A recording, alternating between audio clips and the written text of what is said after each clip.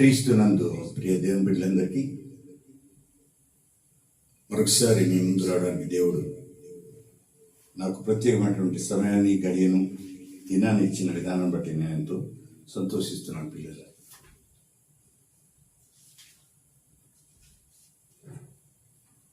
ఈ సమయంలో గత దినాల్లో నేను ఆదికాండంలో ఉన్నటువంటి మొదటి అధ్యాయం, రెండో అధ్యాయం, మూడో అధ్యాయం, నాలుగో అధ్యాయం, ఐదో అధ్యాయం, ఆరో అధ్యాయం కూడా మరి ప్రస్తావిస్తూ ఆదికాండంలో ఉన్నటువంటి ప్రాముఖ్యమైనటువంటి వ్యక్తుల యొక్క జీవితాల్లో ఉన్నటువంటి మర్మాలను, వారు గడిపినటువంటి దినాలను, దేవుని యందు వారు కలిగినటువంటి మరి అత్యుత్తమైనటువంటి దేవుని భక్తిని, విశ్వాసాన్ని, ఆత్మ సంబంధమైనటువంటి సంఘటనలు ఏ రీతి వారి జీవితంలో మరి గడిచాయో ఈ దినాన మరొకసారి ఈ యొక్క ఆదికాండంలోని 7వ అధ్యాయమును పరిశీలనగా చదువుకొని మరి ఇందులో ఉన్నటువంటి నేటి క్రైస్తవ సమాజానికి, విశ్వాసాలకు సరిపడా దేవుని యొక్క ఉద్దేశమును ఇందులో లిఖితపూర్వకంగా దేవుడు రాయించాడు.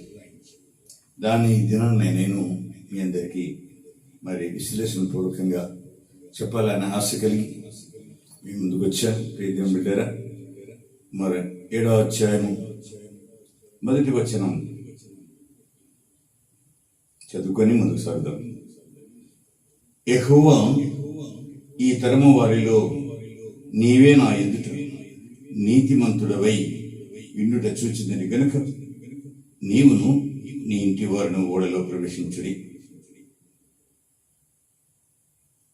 చిన్న ప్రార్థన. మహాపరిశుద్ధుడా, ప్రేమ నా ప్రియ పరలోకపు తండ్రి, సర్వశక్తిమంతుడ, సర్వోన్నతుడ, సర్వాధికారి, కృపామయుడ, దయామయుడ, కరుణా కటాక్షములు లేనటువంటి దయాదక్షిణ పూర్వడానికి స్తోత్రాలు. ఈ సమయంలో ప్రభా, బైబిల్ గ్రంథంలోని 66 పుస్తకాల్లో మొదటి పుస్తకమైనటువంటి నా తండ్రి ఆదికాండమును విశ్లేషణ పూర్వకంగా మరి నా తండ్రి నీ సన్నిధిలో నిలబడడానికి నాకు ఇచ్చినటువంటి ధన్యకరమైన సమయాన్ని బట్టి స్తోత్రాలు. ఇక ఇంతవరకు 6 అధ్యాయాలను ప్రభా పూర్తి చేయడం కృప చూపారు.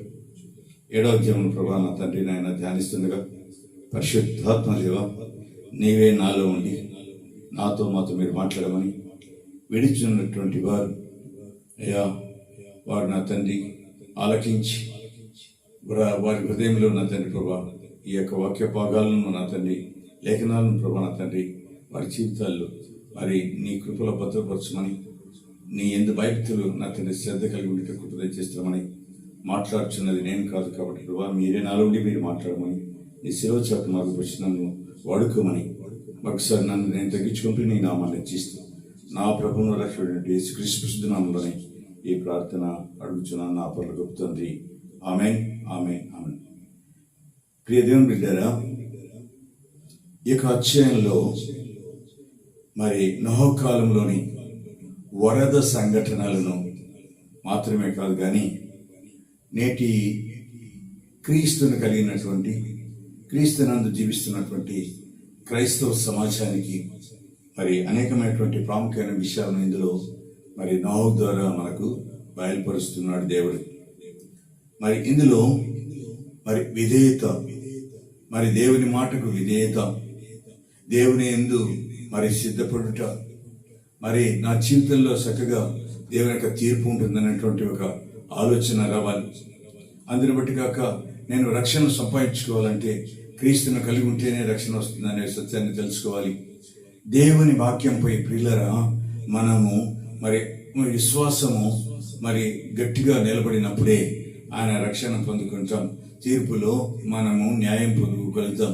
ప్రియులరా, ఆత్మీయ మేలుకొలుపు కొన్ని మరి లేఖన భాగాల నుంచి కొన్ని మర్మాలను ఈ దినాన మనం నేర్చుకోవడానికి దేవుడు మనల్ని ఇక్కడ మరి మరి సమకూర్చాడని నేను తెలియజేస్తున్నాను. ప్రియులారా, వినుచున్న మీరు మరి ఈ యొక్క లేఖన భాగాల్లో ఉన్నటువంటి అద్భుతమైనటువంటి, ఆశ్చర్యమైనటువంటి మరి మనకు సరిపడా ఆత్మీయ సంబంధమైనటువంటి ఆధ్యాత్మిక మరి ధ్యానాలలో మనం నేర్చుకున్నటువంటి పాఠాలను మనం చక్కగా నేర్చుకోవాలి. ప్రియులారా, ఇక్కడ నోహు జీవితంలో మాటను మనము గమనిస్తున్నాం.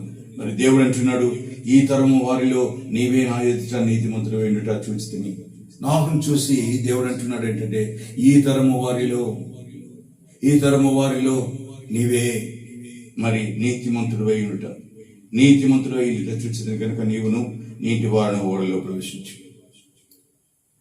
ఈ నోహు ఓడ మరి ఇది రక్షణకు సాదృశ్యంగా కనిపిస్తుంది. కాబట్టి నీవు యేసు క్రీస్తులో రక్షణలోకి నువ్వు వచ్చినప్పుడే, నీవును నీ ఇంటి వారందరూ ఆ రక్షణలోకి వచ్చినప్పుడే ఈ తరంలోనే నీవే నా దృష్టికి నీతిమంతుడు విన్నావని దేవుడును ఆయన యొక్క సన్నిధిలో నన్ను ఒప్పుకుంటాడు. ఎందుకనగా ఇక్కడ దేవుడు నోహుతో ఓడకట్టు అన్నాడు మాత్రమే కాదు పిల్లరా, మరి సమయం వచ్చినప్పుడు ఓడలోనికి రండి అన్నాడు. ప్రియదేవుని బిడ్డారా, ఈ దినాన మరి అంచుకాల దినములలో, అపాయకాల దినములలో మన జీవితాలు గడుచున్నప్పుడు మరి రక్షణ ఎక్కడి నుంచి వస్తుందనంటే ప్రభువైన యేసుక్రీస్తులోనే రక్షణ దొరుకుతుందనే సత్యాన్ని నేను ఈ దినాన గ్రహించవలసిందిగా ప్రభుపేట కోరుతున్నాను. మరి ఓడలోనికి రండి అని దేవుడు పిలిచాడు నోవాహుని. కుటుంబం అంతా పోయింది.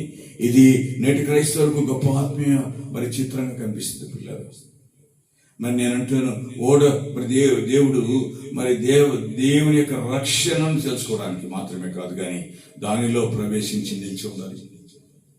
దేవుని నమ్మినామనే విశ్వాసం కాదు, కానీ దేవునిలో నమ్మకంగా, యేసుక్రీస్తు రక్షణలో నమ్మకంగా నేను ఉన్నప్పుడే ఆ రక్షణ ఓడలో మనము ప్రవేశించగలుగుతాం.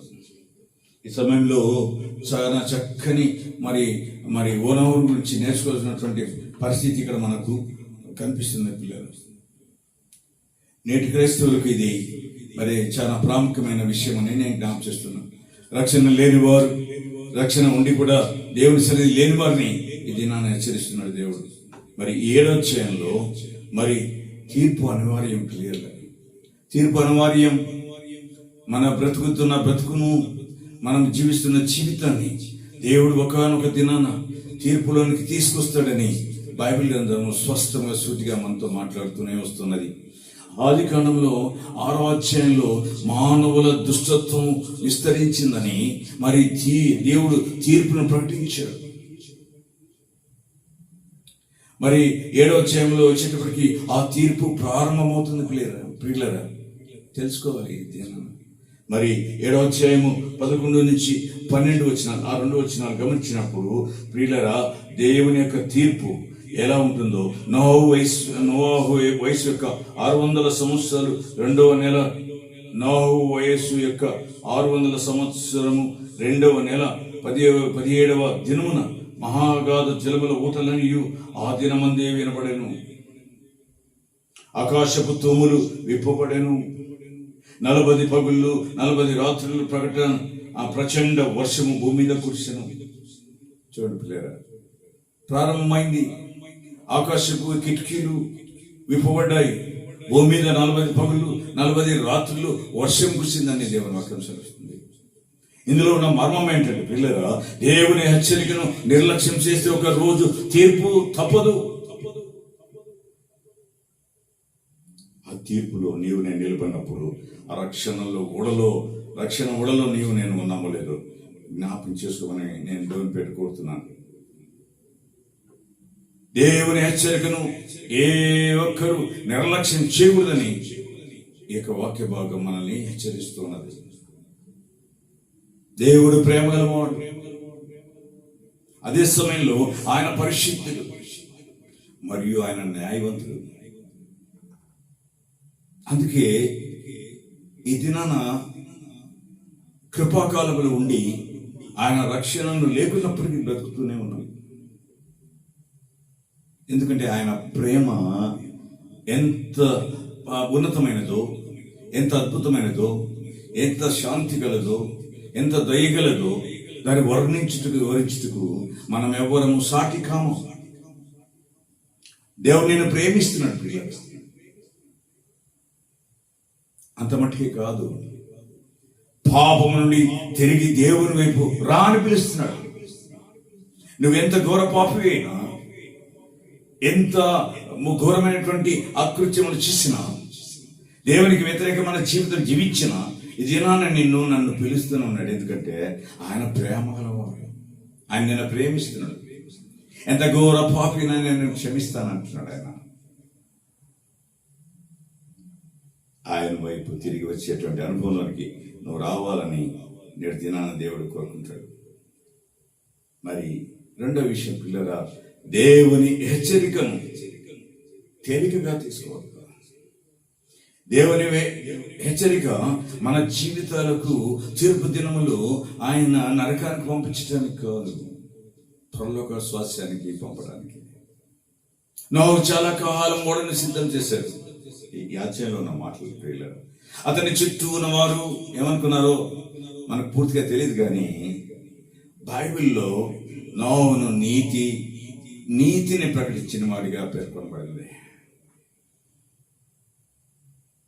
నీతిని ప్రకటించడానికి ఏ రీతిగా భూమి మీద జీవించాలో, ఏ రీతిగా దేవునికి మరి విధేయత కలిగి ఉండాలో, ఆయన రక్షణను పొందుకోవాలో, ఆయన ఎందుకు విశ్వాసం ఉంచాలో, అనేక విషయాలు నోహుకు అనేక విషయాలు ప్రకటించాడు. దేవుని వాక్యం సెలవిస్తున్నది, నీతిని ప్రకటించిన వాడిగా నోహు కనిపిస్తున్నాడు.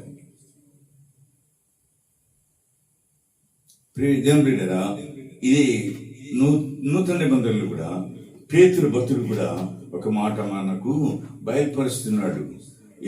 రెండో పేతురు పత్రిక 2వ అధ్యాయము 5వ వచనంలో ఉన్న మాటను మనం గమనించినప్పుడు, ప్రియులరా,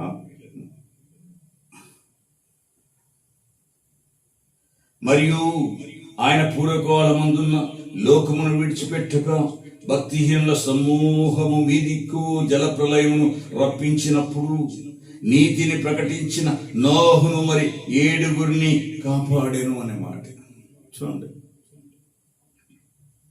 నీతిని ప్రకటించిన నోహును తన కుటుంబాన్ని దేవుడు కాపాడాడు. ఇది నీవు నేను క్రీస్తుని కలిగి ఉన్నాము, క్రీస్తులో రక్షణ పొందుకున్నాము, క్రీస్తులోనే బాప్తిసం పొందుకున్నాము, అన్ని చేస్తున్నాం. కానీ దేవునికి విధేయత కలిగిన వారు, దేవుని హెచ్చరికను నిర్లక్ష్యం చేయకుండా మరి మనం ఆపాదించుకొని తేలికగా తీసుకోకుండా ఆయన కట్టడలను, ఆ న్యాయ విధులను మనం అనుసరిస్తున్నాము లేదో దీనాన్ని నీవు నేను ప్రశ్నించుకోవాలి.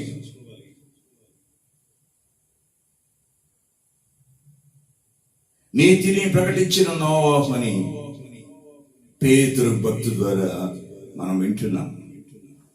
అనాది కాలంలో జరిగినటువంటి సంఘటన మరి నూతన నిబంధనలో భక్తుడైన పేతురు కూడా ఈ రకంగా ప్రకటిస్తున్నాడంటే ఎంత సత్యమైనటువంటి ఈ లేఖన భాగము ఆలోచించమని ప్రభుపేట కోరుతున్నాం. పిల్లలు,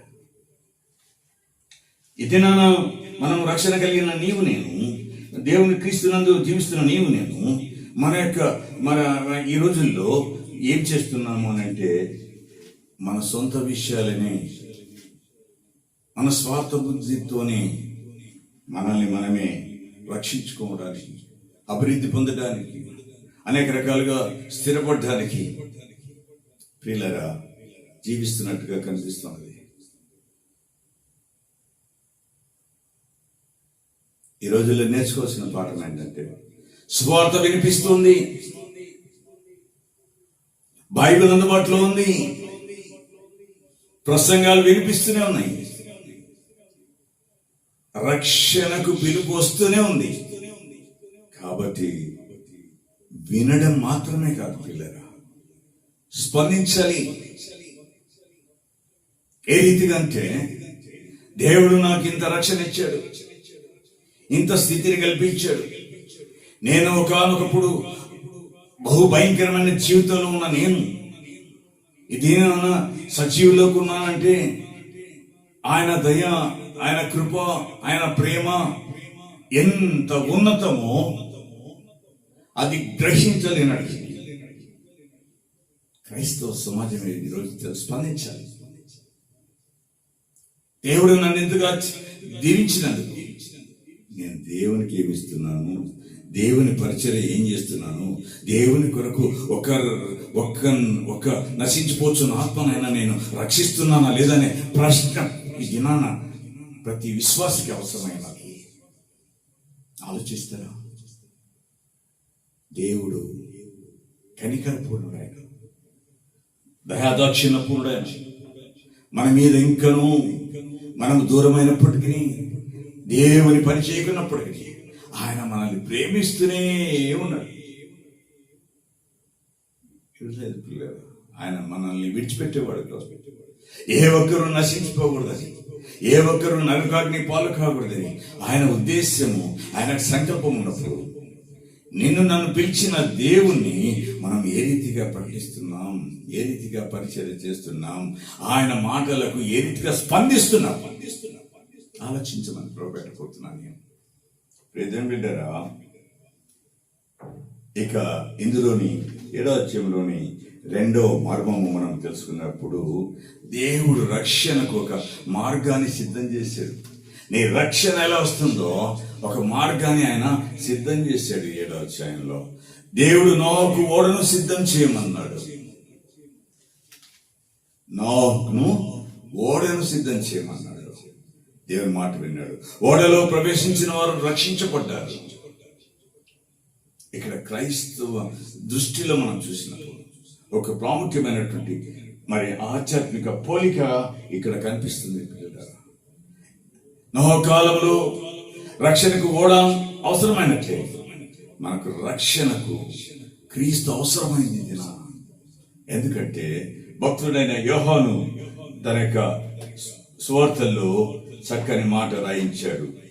దేవుడు రాయించాడు, ఆత్మపూర్ణుడైనటువంటి దేవుడు. ఏమని రాయించాడు ఒకసారి గమనించండి పిల్లరా. యోహాను సువార్త 14వ అధ్యాయము, యోహాను సువార్త 14వ అధ్యాయము ప్రియులరా 6వ వచనం. యేసు ఏమన్నాడు? నీకు రక్షణ కావాలంటే, నువ్వు రక్షింపబడాలి అని అంటే యేసు అన్నాడు, యేసు నేనే మార్గమును సత్యమును జీవమును, నా ద్వారానే తప్ప ఎవడను తండ్రి యొద్దకు రాడు. ఆయన మార్గము, ఆయన సత్యము, ఆయన జీవము, ఆయన ద్వారానే మనము తండ్రి యొద్దకు చేరువారు అవుతున్నాం. అయితే ఒక విషయం జాగ్రత్తగా మనము గుర్తించుకోవాల్సిన విషయం ఏంటంటే పిల్లరా, ఓడ యేసుక్రీస్తుకు నేరుగా సమానమైనది అని ఇక్కడ మనం నోహుకు తయారు చేసిన ఓడను బట్టి చెప్పగలం. ఓడ యేసుక్రీస్తుకు నేరుగా సమానమైన బైబిల్ చెప్పదు, కానీ నోహుకత్తులోని రక్షణ, క్రీస్తులోని రక్షణకు ఒక ఆధ్యాత్మిక చిత్రంగా క్రైస్తవ బోధలో మనము ఉపయోగిస్తున్నాం. రక్షణ గురించి తెలుసుకోవడం సరిపోదు, క్రీస్తును విశ్వసించి ఆయనలో నిలవాలి, ఆయనతో నడవాలి.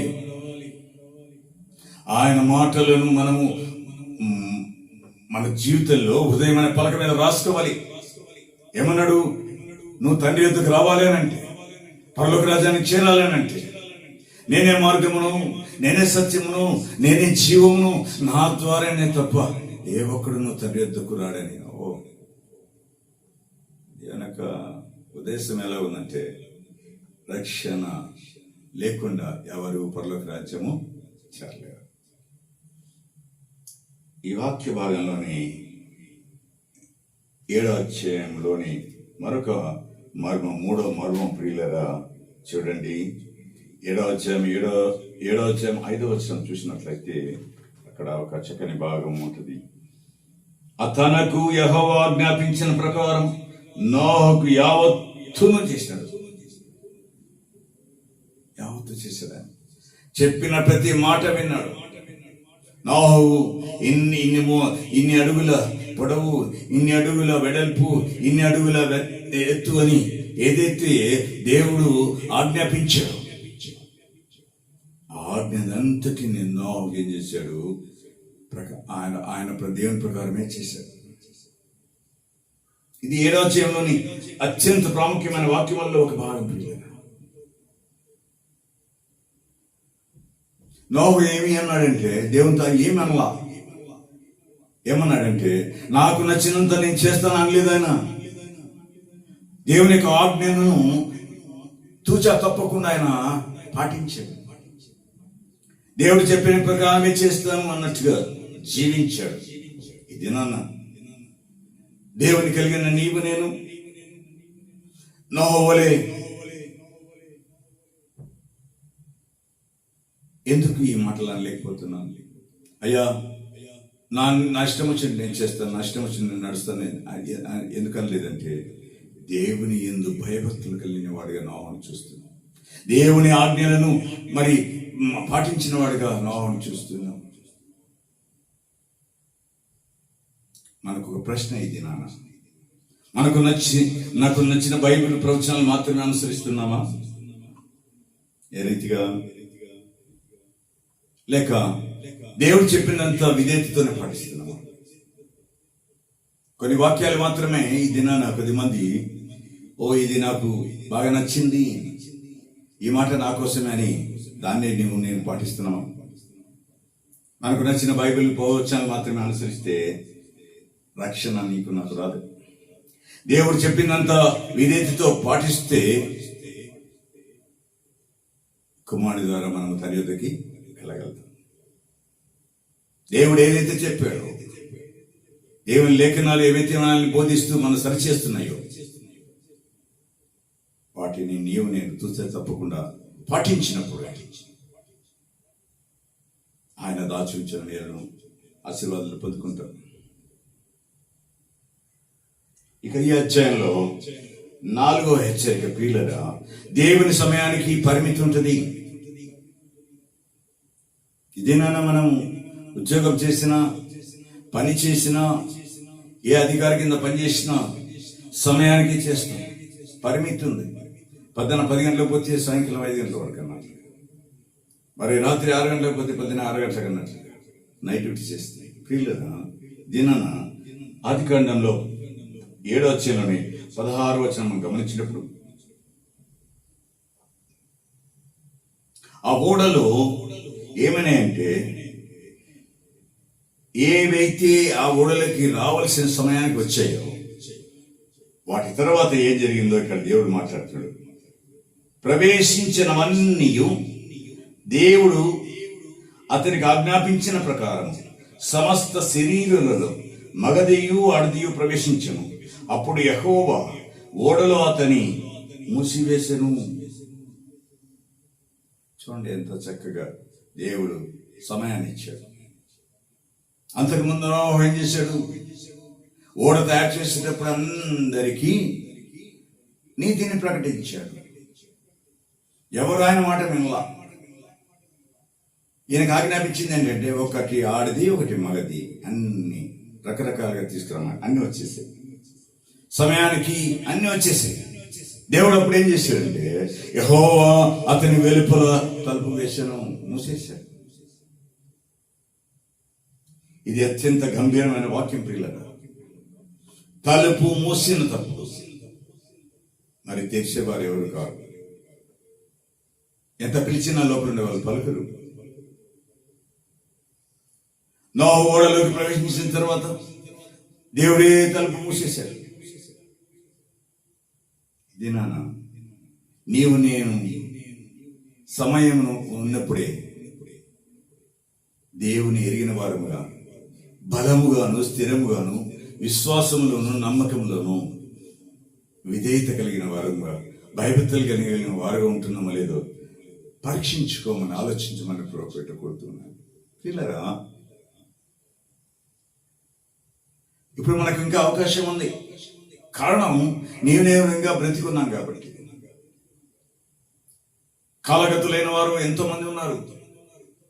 అల్పులేమి, గనులేమి, అధికారులేమి, ధనవంతులేమి, పేదవాడేమి, ఎవరు లేనివాడేమి, అందరూ కాలము చెల్లిన తర్వాత, తన ఆయుష్కాలం అయిపోయిన తర్వాత కొద్దిమంది మధ్యలోనే తమ యొక్క జీవితాలను పోగొట్టుకున్న వాళ్ళు అందరూ ఉన్నారు. ఇది నాన్న దేవుని సన్నిధిలో వారు వచ్చి అడగడానికి కానీ, ప్రాధేయపడడానికి కానీ, పశ్చాత్తాపడడానికి కానీ అవకాశం లేదు ప్రియులారా. ఇది నాన్న నీవు నేను బ్రతుకున్నామంటే ఆయన కృప, కేవలం ఆయన కృప. నీకున్న ఈ ఆస్తిపాస్తి కాదు, నీకున్నటువంటి మేడవిద్యలు కాదు, నీకున్నటువంటి ధనము కాదు, నీకున్నటువంటి ధాన్యము కాదు, నీకున్న పరపతి కావద్దు, నీకున్న అధికారం కాదు ప్రియులారా. నీవు నేను ఈ దినాన సజీవులకులో ఉన్నట్టే అది దేవుని యొక్క ఉచితమైన కృప. అందుకే అవకాశం ఉంది ప్రియులారా. నీవు నేను దినాన ఇంకా దేవునికి దూరమై ఉంటే దేవుని సన్నిధిలోకి వచ్చి పశ్చాత్తాపడడానికి అవకాశం ఉంది. క్రీస్తుని స్వీకరించడానికి అవకాశం ఉంది. ఇంకా నా మాత్రం ఉన్నామేమో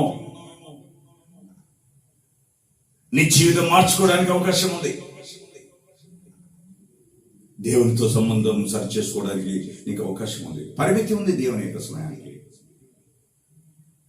కానీ అవకాశం ఎప్పటికీ ఉంటుంది అని ఊహించకూడదు ప్రియులారా. అందుకే ప్రవక్త యెషయా 55వ అధ్యాయంలో ఒక చక్కని మాటతో మనల్ని హెచ్చరిస్తున్నాడు. చూస్తాం రండి ప్రియులారా.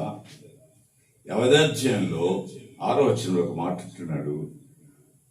6వ వచనంలో ప్రియులారా, యెహోవా మీకు దొరుకు కాలమునందు ఆయన వెదకుడి. ఏంటట? యెహోవా దొరుకు కాలమున ఆయన వెతకాలి. అంత మట్టుకే కాదు, ఆయన సమీపంలో ఉండగా ఆయన వేడుకురుడి. ఎంతో మంది దినాన టెలివిజన్లలోనూ సోషల్ మీడియాలలోనూ అనేక మందిరాల్లోనూ అనేక వీధుల్లోనూ సువార్త ప్రకటిస్తూ దేవుని సన్నిధికి రండి అని, నీవు చేసిన పాపములన్నిటినీ విడిచిపెట్టడానికి అవకాశం ఉందని, పశ్చాత్తాపడడానికి సమయం ఉందని, రండి అని దేవుడు ప్రతి వారిని ఏర్పరచుకున్న వారిని, ఎన్నుకున్న వారిని, నిలబెట్టుకున్న వారిని వారితో మాట్లాడిస్తూనే ఉన్నాడు. ఇది దొరుకు కాలము. టోటల్ గా నరుని యొక్క జీవితము యుద్ధ కాలమని యోబు గ్రంథంలో చూస్తాం. చూడలేదా? భక్తుడైనటువంటి అపోస్తలుడైన పౌలు తిమోతికి రాసిన పత్రిక 3వ అధ్యాయంలో కూడా అంటాడు, మీరు అంత్యకాల దినముల్లో ఉన్నారు, అపాయకర దినముల్లో ఉన్నారు, మెలకువగా ఉండి ప్రార్థన చేయడని.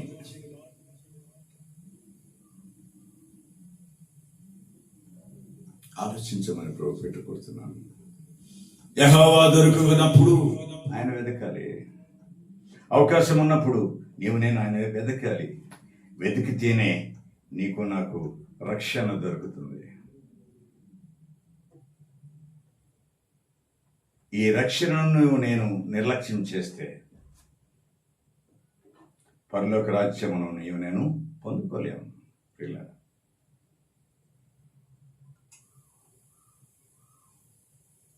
వాయిదా వేస్తున్నామేమో.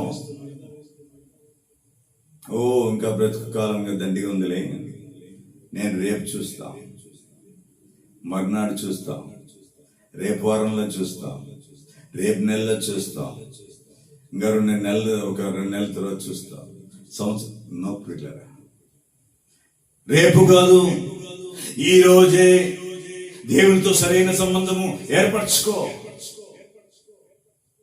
అప్పుడు నీ జీవితము, నీవు, నీ కుటుంబము దేవుని రక్షణ అనే ఓడలో ప్రవేశిస్తారు. ఇది 4వ మర్మం. ఈ యొక్క 7వ అధ్యాయంలోని మరి 7వ అధ్యాయము 7వ వచనం గమనించినప్పుడు పిల్లరా, ఇంకొక 5వ మర్మాన్ని నేను మీకు తెలియజేస్తాను పిల్లరా. రక్షణ కుటుంబాన్ని కూడా ఇది ప్రభావితం చేస్తుంది. ఆదికాండంలోని 7వ అధ్యాయం 7వ వచనం. అప్పుడు నోవాహును అతనితో కూడా అతని కుమారులను, అతని భార్యయు, అతని కోడండ్రును ఆ ప్రవాహ జలములను తప్పించుకున్నట్టుకై ఆ ఓడలో ప్రవేశించేది. ఏ ఓడలో? రక్షణ అనే ఓడలో. నోహ కుమారులు, కోడళ్ళు ఆ యొక్క జల ప్రవాహ జలములను తప్పించుకున్నట్టుకై వారంతా ఏం చేశారు? కుటుంబం అంతా ఓడలోకి ప్రవేశించింది. ఇది నా కుటుంబము, నీ బిడ్డలు, నీ కుమారులు, నీ కోడళ్ళు, నీ సమస్తము రక్షింపబడాలి అని అంటే క్రీస్తు నందు విశ్వాసము, క్రీస్తు నందు మరి నమ్మకము, క్రీస్తు నందు దృఢమైనటువంటి మరి నిశ్చలమైనటువంటి నికరమైనటువంటి నీ హృదయాన్ని దేవునికి ఇచ్చినప్పుడే రక్షణను నువ్వు పొందుకోగలుగుతావు. నోహు తన భార్య కుమారులు కోడలతో కలిసి ఓడలోకి ప్రవేశించాడు. నోహు దేవునితో నడిచినప్పుడు అతని కుటుంబం కూడా ఆ రక్షణ ప్రయాణంలో భాగమైన పిల్లలు. ఇది నీ కుటుంబంలో అందరూ మందిరానికి వెళ్తున్నారా? దేవుని సన్నిధిని సమీపిస్తున్నారా? దేవునితో కొద్దిసేపు గడుపుతున్నారా? ఆయన కీర్తిస్తున్నారా? ఆయనను స్తుతిస్తున్నారా? ఆరాధిస్తున్నారా? మరి సేవకులు, బోధకులు, మరి యాజకులు చెప్తున్న మాటలు గ్రహిస్తున్నారా? ఇది బైబిల్ కూడా తీసుకుపోరు మందిరానికి. ఒక సామెత ఉంది తెలుగులో, వస్తిమమ్మ పోతిమమ్మ వచ్చిన పతాడు మరి సంతకు పోయినట్టు పోతూ వస్తుంటారు. ప్రియులరా, నేను ఈ మాట చెప్పడానికి కూడా నేను అసహ్యిస్తున్నా. నోహు దేవునితో నడిచినప్పుడు అతని కుటుంబం కూడా ఆ రక్షణలో ప్రయాణంలో భాగమైంది. ఈ దినాన దేవుడు కోరుకుంటున్నాడు, నీవు నీ కుటుంబము సమస్తము ఆయన సన్నిధికి చేరాలని, ఆయన రక్షణ ఓడలేకి రావాలని ఆలోచిస్తావా? నోహు దేవునితో నడిచినప్పుడు అతని కుటుంబం అంతా ఓడలేకి ప్రవేశించింది. ఇది మనం నేర్చుకోవాల్సిన పాఠం ఏంటంటే పిల్లరా, తల్లిదండ్రులు పిల్లలకు కేవలం చదువు, ఉద్యోగము, ఆస్తి ఇవ్వడం మాత్రమే కాదు. ఈరోజు అందరూ చేస్తున్న పని అదే. పిల్లరా, విశ్వాస వారసత్వం ఇవ్వాలి. ఎప్పుడైతే విశ్వాస వారసత్వం నిమిస్తావు, నీ విశ్వాసాన్ని నువ్వే కాపాడుకోవడం, నీళ్ళు నీ కుటుంబాన్ని కాపాడాలి అంటే వారు నీ తోడుతూ రావాలి. అందుకే గృహంలో ఏముండాలి అంటే కుటుంబ ప్రార్థన ఉండాలి, బైబిల్ చదివేటువంటి అనుభవంలోనికి రావాలి, ప్రాముఖ్యంగా దేవుని యొక్క భయం ఉండాలి, మించి పరిశుద్ధ జీవితం జీవించాలి, ప్రతి వారితో ప్రేమ కలిగి జీవించాలి. చిన్న తప్పు అయినా పెద్ద తప్పు అయినా క్షమించే గుణం ఉండాలి. యేసుక్రీస్తు ప్రభువారు అదే నేర్పించారు. నిన్ను వల్లే నీ పొరుగువాన్ని ప్రేమించు.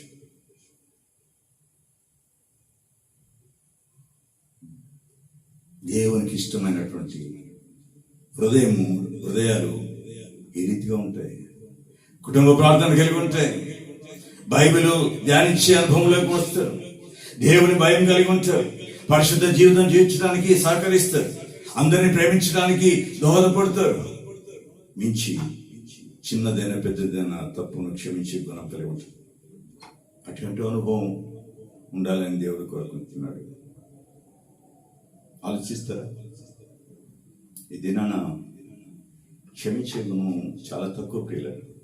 చిన్న మాటకైనా అనేకమైనటువంటి అనర్థాలకు దారి తీసి కుటుంబాలుగా ఈ దినాన మరి విచ్ఛిన్నమైపోయి వారి జీవితాలను పోగొట్టుకొని ఒంటరి జీవితాలు జీవిస్తున్నటువంటి పరిస్థితులు మనం ఈ దినాన న్యూస్లలో చూస్తున్నాము, పేపర్లలో చదువుతున్నాము, అనేక విషయాలు చూస్తున్నాం. కాబట్టి దేవుడు నన్ను ఇదనన్నా కోరుకుంటున్న మాట ఏంటంటే, నీవు దేవునికి భయపడేవాడిగా ఉండాలి, దేవుని సన్నిధిని సమీపించేవాడిగా ఉండాలని, కుటుంబ ప్రార్థన కలిగి ఉండాలని, మరి పరిశుద్ధ జీవితం జీవించాలని, ప్రతి వారిని ప్రేమించాలని, ప్రతి చిన్నదైన పెద్దదైన తప్పులు క్షమించాలని కోరుకుంటాడు. ఇక ప్రియులరా, ఈ అధ్యాయంలో ఉన్నటువంటి ఆరవ హెచ్చరికను నేను మీకు విశదీకరిస్తాను. పిల్లలు, బయట తుఫాను ఉన్నా ఓడలో ఏమున్నది? రక్షణ ఉన్నది. వరద బయట ఉంది, నీళ్లు పెరుగుతూనే ఉన్నాయి, కానీ ఓడలో ఉన్నవారు దేవుని రక్షణలో ఉన్నారు. దీనాన మనం నేర్చుకోవాల్సిన పాఠం ఏంటంటే, పిల్లరా, క్రైస్తవుడు ఉన్నంత మాత్రాన జీవితంలో తుఫాన్లు రావు అని బైబిల్ చెప్పదు. వస్తాయి. తుఫానులో అనగా నీ జీవితంలో అనేక అవరోధాలు రావచ్చు, శ్రమలు రావచ్చు, బాధలు రావచ్చు, దుఃఖం రావచ్చు, అప్పుల సమస్య రావచ్చు, అనారోగ్య సమస్యలు రావచ్చు, భరించలేని బాధలు రావచ్చు. పిల్లలు రావని బైబిల్ చెప్తలేదు, కానీ దినాన నీకొచ్చేటువంటి శ్రమ వరద లాంటిది కావచ్చు, నీకొచ్చేటువంటి బాధ వర్షం లాంటిది కావచ్చు, నీకొచ్చేటువంటి కష్టము మరి నీ ఆ దినాలలో నీళ్లు బయట ఉన్నట్లు కావు. కానీ దేవుని ప్రభువైన యేసుక్రీస్తును కలిగిన నీవు నేను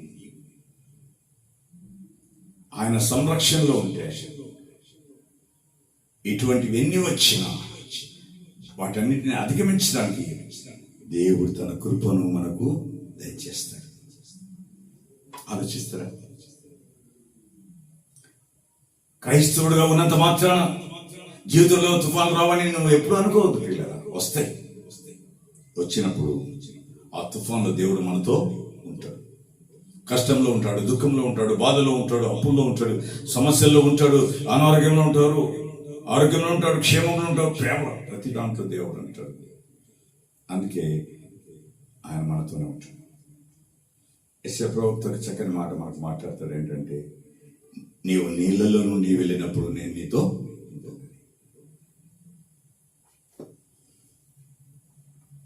అందుకే యేసన్ గారు చక్కని పాట రాస్తున్నారు. జలములలో పడి నే వెళ్ళినా అవి నా మీద పారవు, అగ్నిలో నేను నడచిన జ్వాలలు నన్ను కాల్చజాలవు అని రాస్తున్నారు. మనం ఎక్కడ నడిచినా ఆయన ఎందు విశ్వాసం ఇచ్చినవారు, ఆయన ఎందు రక్షణ పొందినవారు, యేసుక్రీస్తులో జీవిస్తున్నవారు జలములలో పడి వెళ్ళిన అవి మేమేం చేయలేము, మన మీద పారవు. అగ్నిలో వెళ్ళినా అవి మనల్ని కాల్చలేవు. అంత శక్తిమంతునే నీవు నేను కలిగి ఉన్నాను. ఆ శక్తిని పోగొట్టుకోకూడదని ఈ హెచ్చరిక చేస్తున్నాడు. ఏంటంటే, బయట తుఫాను ఉన్న రక్షణ అనే ఓడలో యేసుక్రీస్తులో నీవు నేనుంటే నీకు నాకు రక్షణ ఉంటుంది. ప్రియులారా, తుఫాన్ లేదని ప్రార్థించకండి. తుఫాన్లో దేవునితో నిలబడి విశ్వాసం కోసం ప్రార్థించండి.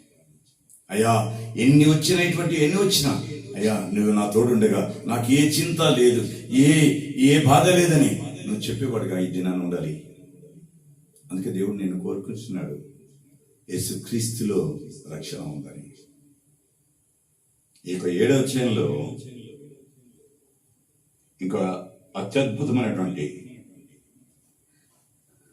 గంభీరమైన హెచ్చరిక ఒకటి మనకు దేవుడు బయలుపరుస్తున్నాడు. పిల్లరా, సంఖ్య కాదు పిల్లరా, స్థితి, మన స్థితి ముఖ్యం. వరద వచ్చినప్పుడు బయట ఎంతమంది ఉన్నారు కాదు, వరదలు వచ్చింది ఎంతోమంది జనాలు కాదు. ఎవరు దేవుని మాట విని సిద్ధపడ్డారో అన్నదే దేవుని యొక్క నిర్ణయాత్మకమైనటువంటి స్థితి. నేటి క్రైస్తవుల కనుక ఇది చాలా ప్రాముఖ్యమైన హెచ్చరిక. పీడ చర్చికి రావడం మాత్రమే కాదు, పాటలు పాడడం మాత్రమే కాదు, ప్రసంగాలు వినడమే మాత్రం కాదు, క్రైస్తవులు పేరు పెట్టుకోవడం మాత్రమే కాదు, చాలా మంది దినాన భ్రమపడుతున్నారు. మేము చర్చికి వెళ్తున్నాం, పాటలు పాడుతున్నాం, ప్రసంగాలు వింటున్నాం, క్రైస్తవ పేరు పెట్టుకున్నాం, మాకేమి ఇబ్బంది లేదని. ప్రియులారా, అసలైన ప్రశ్న నేను నిజంగా క్రీస్తులో ఉన్నానా అనేది ఇది నన్ను నువ్వు ప్రశ్నించుకోవాలి. నిజముగా నేను క్రీస్తులో ఉన్నానా? క్రీస్తుతో నేను నడుస్తున్నానా? క్రీస్తు మాటలు వింటూ దాన్ని అనుసరిస్తున్నానా? మరి క్రీస్తునందు విధేయత కలిగి ఉన్నానా అనే ప్రశ్న నీలో నాలో పుట్టాలి. అందుకే అపోస్తలుడైన పౌలు కొరింథీ పత్రిక రాస్తూ 13:5 కొరింథీ సంఘానికి ఒక హెచ్చరిక చేస్తున్నారు కదా. 2 కొరింథీ పత్రిక 13:5 పిల్లగా,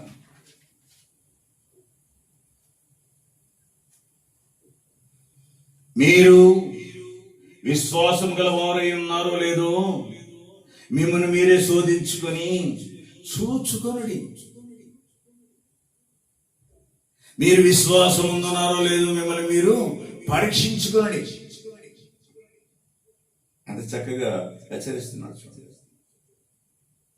మీరు విశ్వాసం గలవారై ఉన్నారో లేదో మిమ్మల్ని మీరే శోధించుకొనుడి, శోధించుకొని చూచుకొనుడి, మిమ్మల్ని మీరే పరీక్షించుకోండి.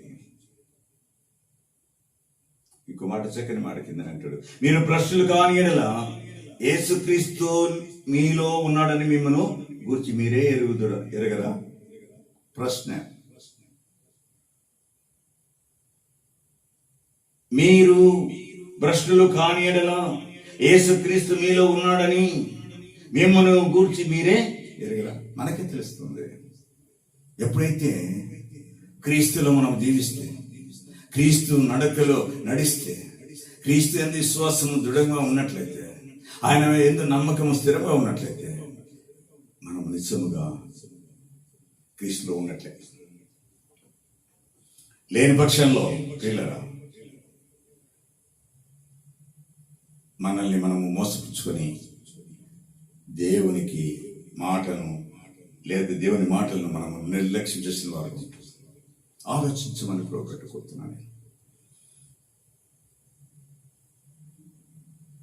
మరి ఇది నాన్న క్రైస్తవ సమాజానికి ప్రధాన హెచ్చరిక. ఈ ఆదికాండం 6:9 ఉంది. పిల్లరా గమనించండి. 6:9 ఒక మాట,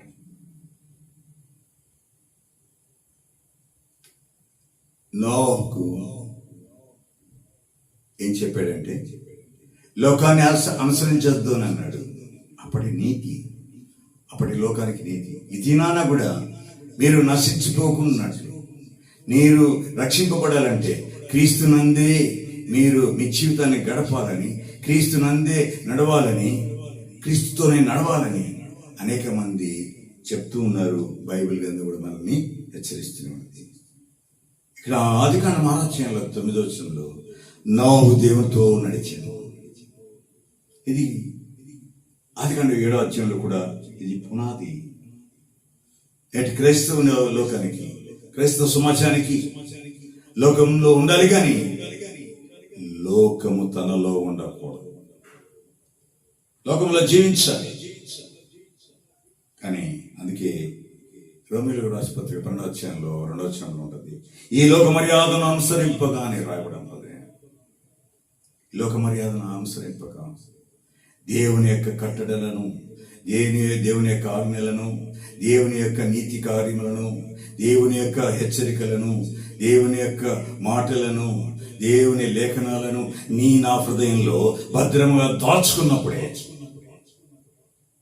ఆయనతో నడిచినప్పుడే ఈ లోకంలో నేను క్రీస్తునందు దేవుని బిడ్డగా కనిపిస్తాను. ఒక ఆయన అన్నాడు ఈ మధ్యకాలంలో మాట్లాడుతూ, నేను వేరే వాళ్ళతో మాట్లాడుతున్నప్పుడు, అయ్యా అటువంటి మాటలు నీ నోటు రానిద్దానంటే, ఓ నువ్వు దేవుని బిడ్డవా అని అన్నాడు. ఇది నా ప్రియులరా, నేను లోకంలో జీవిస్తున్నప్పటికీ క్రీస్తును ప్రతిబింబించే ముఖములా నా ముఖం ఉండాలని దేవుడు కోరుకుంటున్నాడు.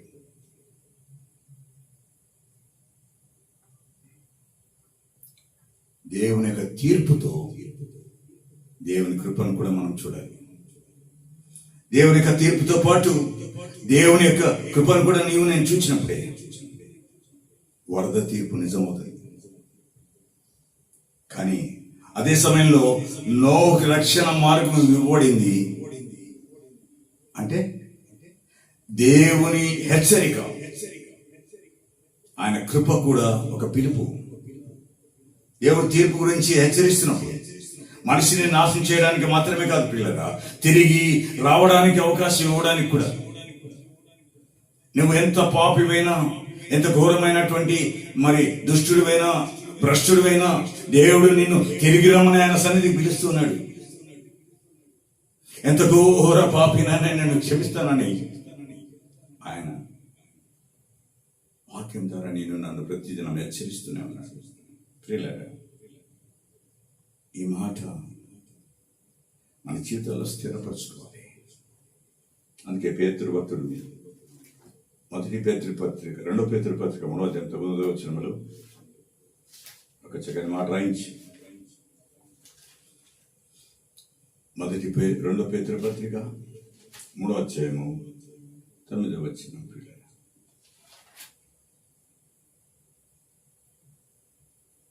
కొందరు ఆలస్యమని ఎంచుకున్నట్లు ప్రభు తన వాగ్దానమును గూర్చి ఆలస్యం చేయవాడు కాడు, కానీ ఎవడును నశింపవలనని ఇచ్చేంపక అందరూ మారు మనసు పొందవలనని కోరుచు మీ ఎడల దీర్ఘశాంతము గలవాడై ఉన్నాడు. చాలా కాలం నుంచి మనం ఇంట్లోనే ఉన్నాం. దేవుని రాకడ వచ్చేస్తుంది, ఆయన త్వరగా వచ్చుచున్నాడు. వింటున్నాం. చాలా మంది అంటారు, త్వరగా వస్తున్నాను అన్నాడు, ఎప్పుడు వస్తుందండి, ఇంతవరకు రాలేదు కదని అంటారు. ఇదేనా నేను ఒక విషయాన్ని జ్ఞాపకం చేస్తున్నప్పుడు, ఆయన రాకడకు సూచనలు, హెచ్చరికలు అనేక రీతిలుగా ఆదికాండంలో నోహ ద్వారా కొన్ని చూపించాడు.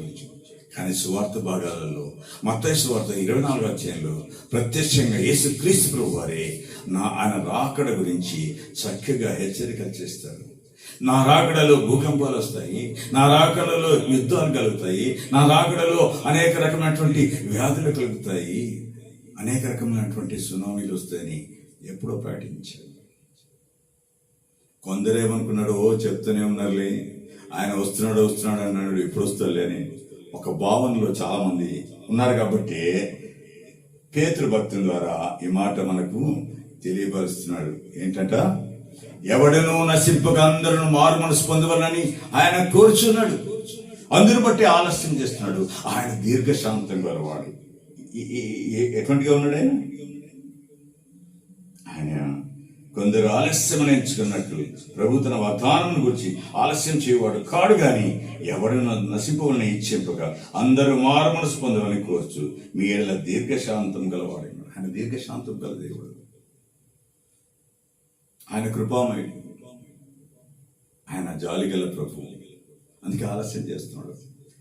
నేను నశించిపోకూడదని, బ్రతికుండగని ఆయన యందు విశ్వాసము, ఆయన యందు కృప, ఆయన యందు నమ్మకము నీకు నాకు స్థిరముగా ఉండి ఆయన రాకడకు ఎదురు చూస్తూ మెలకువగా ఉండి ప్రార్థించాలని దేవుని కోరిక. ఆలోచిస్తారా బిడ్డారా? ఈ అధ్యాయంలో ప్రాముఖ్యమైనటువంటి కట్టడలు 7వ అధ్యాయంలో ఆజ్ఞలు కొన్ని ఉన్నాయి ప్రియులారా. అవి చెప్పి నేను ముగిస్తాను. నోహు దేవుడు ఇచ్చినటువంటి సూచనలు గమనిస్తే ప్రియులారా, ఏ రీతిగా నోహుకి ఇచ్చాడు, ఈ దినాన మనం నేర్చుకోవాల్సిన పాఠం ఏంటో తెలుసుకుందాం. 7వ అధ్యాయం 1వ వచనంలో నోహుకు ఓడలో ప్రవేశించాడు ఒకటి. రెండవది 2-3 వచనాలలో జంతువులను దేవుడు ఆజ్ఞ ప్రకారం లోపలికి తీసుకుని పోయినాడు నోహు. మూడవది కుటుంబంతో కలిసి రక్షణలో ప్రవేశించాడు. నాలుగవది దేవుడు ప్రకారం చేశాడు. ఇక ప్రధానమైనటువంటి విషయం ఏంటంటే, దేవుని రక్షణ కోరేవాడు దేవుని మాటకు విధేయుడై ఉంటాడు. నోహు దేవుడు చెప్పినట్లుగా ఓడలో ప్రవేశించాడు, ఆజ్ఞాపించినట్లుగా అన్నిటినీ లోపలికి తీసుకుపోయాడు. కుటుంబంతో రక్షణ ఓడలోకి ఎక్కాడు. దేవుడు చెప్పే ప్రకారం చేశాడు. దేవుని రక్షణ కోరేవాడు దేవుని మాటకు విధేయుడై ఉండాలి. నోహు వలె విధేయత కలిగిన వారుగా నీవు నేను ఉండడానికి దేవుడు కోరుకుంటున్నాడు. అటువంటి అనుభవంలో నీవు నేను ఉండాలని ఈ 7 హెచ్చరికలు మనకు దేవుడు మన ముందు వచ్చాడు. 7వ అధ్యాయంలో 1, దేవుని హెచ్చరికను నిర్లక్ష్యం చేయవద్దు. 2వది, పాపాన్ని సాధారణ విషయంగా చూడవద్దు. 3వది, క్రైస్తవ పేరు మాత్రమే కాక క్రీస్తులో నిజమైన జీవితం ఉండాలనేటువంటిది నువ్వు నేను నేర్చుకోవాలి. ఇది నాన్న దేవుడి వాక్యాన్ని మనకు నచ్చినట్టు మార్చవద్దు. కుటుంబం ఆత్మీయ జీవితాన్ని నిర్లక్ష్యం చేయొద్దు. ప్రియుడా, యేసు రాకడకు మర్చిపోవద్దు. ఆయన వస్తాడు, ఆయన త్వరగా వస్తాను. దేవుడి కృప ఉన్నప్పుడే పశ్చాత్తాపంతో ఆయన దగ్గరకు రావాలి. ఈ రోజుకు నువ్వు ఖచ్చితంగా దేవుని సన్నిధించారు. నో కాలంలో ప్రజలు తమకు రోజువారీ జీవితంలో ఏమున్నారు, వారు ఏం చేశారంటే వారు తిన్నారు, తాగారు, పెళ్లిళ్ళు చేసుకున్నారు, తమ పనులు చేసుకున్నారు, కానీ దేవుని హెచ్చరికను పట్టించుకోలేదు. కాబట్టి జలప్రయాణంలో మునిగిపోయారు, నష్టపోయారు. ప్రభువైన యేసుక్రీస్తు వారు క్రీస్తు వారు దేవుడు కూడా తన చిత్తానుసారం తన బిడ్డలు, తన స్వరూపమందు ఉన్న బిడ్డలు ఏమాత్రం నశించిపోకూడదని, ఏ ఒక్కరు నరకాగ్ని పాలు కాకూడదని, ఆయన ఇలాంటి పరిస్థితి మరణాల తర్వాత ఉండకూడదని ఏం చేశాడు. మనకు ఉండాలి ఏంటంటే ఉద్యోగం ఉండాలి, కుటుంబం ఉండాలి, వ్యాపారం ఉండాలి, బాధ్యతలు ఉండాలి. కానీ వాటి మధ్యలో దేవుణ్ణి కోల్పోకూడదు. దేవునికి ఇచ్చేటువంటి ప్రియారిటీ ఏమాత్రము నిర్లక్ష్యం చేయకూడదు. కాబట్టి ఈ 7వ అధ్యాయంలో మనల్ని భయపెట్టడానికి మాత్రం కాదు పిల్లరా, మేల్కొల్పడానికే నోహు కుటుంబాన్ని మన మధ్య దేవుడు ఇచ్చాడు. ఈరోజు దేవుడు మనల్ని అడుగుతున్నాడు ఏమనంటే, నువ్వు సిద్ధంగా ఉన్నావా? క్రీస్తులో ఉన్నావా? నీ పాపాలను ఒప్పుకున్నావా? నీ కుటుంబాన్ని దేవుని మార్గంలో నడిపిస్తున్నావా? దేవుని వాక్యానికి విధేయుడిగా ఉంటున్నావా? యేసు రాకడకు సిద్ధంగా ఉన్నావా? పిల్లరా, ఈ ప్రశ్నలు మనలో